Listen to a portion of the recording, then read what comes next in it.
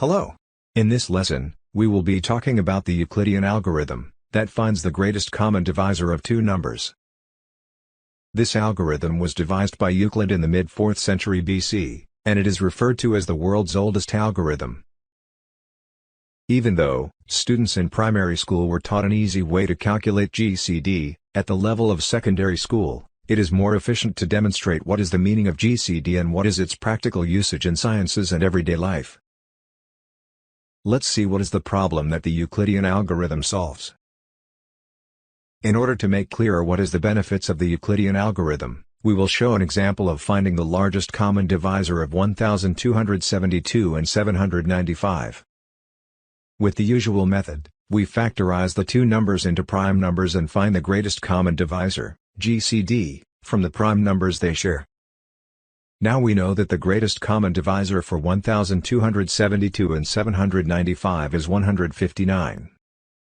However, with this method, the larger the two numbers get, the more difficult prime factorization becomes. With the Euclidean algorithm, we can find the greatest common divisor more efficiently. Before we enter an explanation of the Euclidean algorithm, let's explain the mod operation. The mod operation is an operation that finds the remainder of a division. For a mod b, we get c, the remainder of a divided by b. Let's show some example operations using concrete numbers. 6 mod 3 equals 0. 7 mod 3 equals 1. 8 mod 3 equals 2. 9 mod 3 equals 0. Now, let's take a look at the Euclidean algorithm in action. First, we find the remainder of the larger number divided by the smaller number. In other words, we will carry out a mod operation with the larger and the smaller numbers. The result of the division found 477 to be the remainder. This time, we carry out a mod operation with the previous divisor, 795, and the previous remainder, 477. We got 318. We repeat the same operation, carrying out a mod operation with 477 and 318. We got 159. We carry out a mod operation with 318 and 159. We got 0. In other words, 318 is divisible by 159.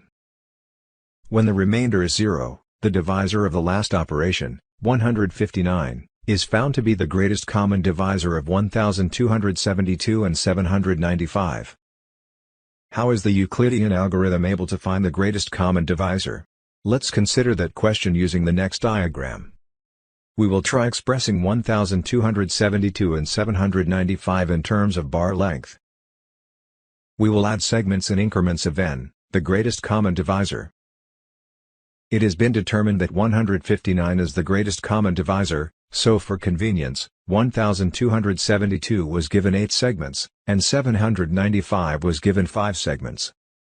In actuality, it isn't known how many segments are on each bar. However, we do know that both 1272 and 795 are multiples of a greatest common divisor, n. Here, like the other operation, we will find the remainder of the larger number divided by the smaller number. We got 477. From the diagram, we can see that 477 is a number also neatly divided into segments of width n. We will repeat the mod operation as we did earlier. When 795 is divided by 477, we get a remainder of 318. The remainder of 318 is also an integral multiple of n, in other words, it has the same greatest common divisor. We repeat the division again.